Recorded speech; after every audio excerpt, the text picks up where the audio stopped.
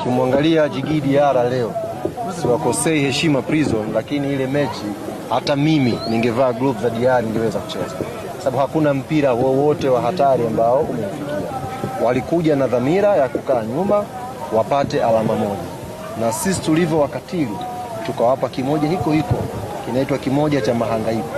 Yaani kile kilichowatoa Mbeya kikawapeleka Tabora kikawarudisha Dodoma ndio kimoja cha mahangaiko.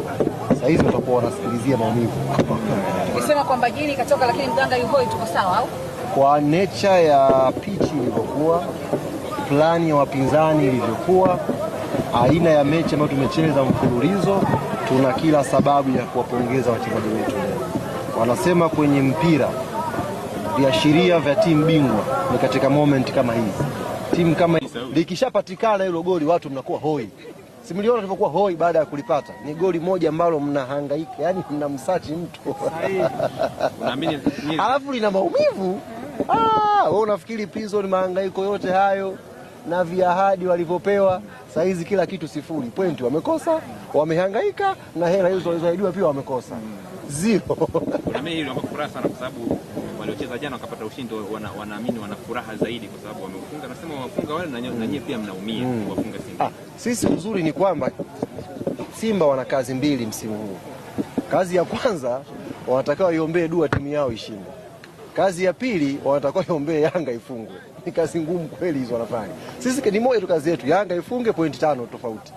Wao wanatakiwa washinde kwanza, Mungu awasaidie, alafu waketela chini waombe Mungu Yanga afungwe. Na tukifungwa zinabaki 2. Tamu hiyo. Ili mfungwe nyingine. Tufungwe nyingine tena. Mechi zao mnawasaidia watu ambao wanacheza nao. Wanaumia.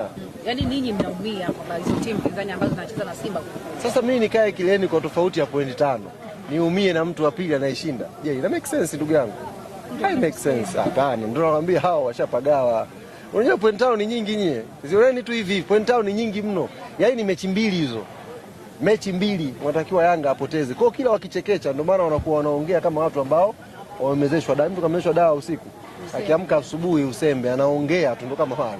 Urejeo wa Feitoto tunawatazama tu Urejeo wa Feitoto wa wote. Sasa mimi unanihusu nini urejeo wa Feitoto?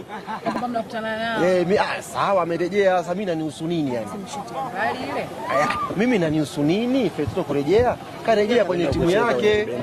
Karejea kwenye timu yake na maisha yanaendelea. Fei ni mchezaji mzuri na always kwenye mechi kubwa huwa anakuwa na impact yake.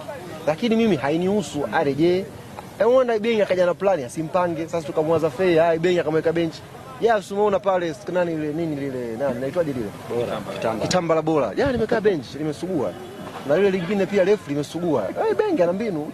Kayasugulisha majanti mawili. Sio mchezo. Nataka ujasiri kusugulisha giant player 2 benchi. Bengi ana mbinu nyingi. Kwa hiyo tukamwaza Fei akaja na wale kina mzee Hussein, mpaka watu wake wa under 20.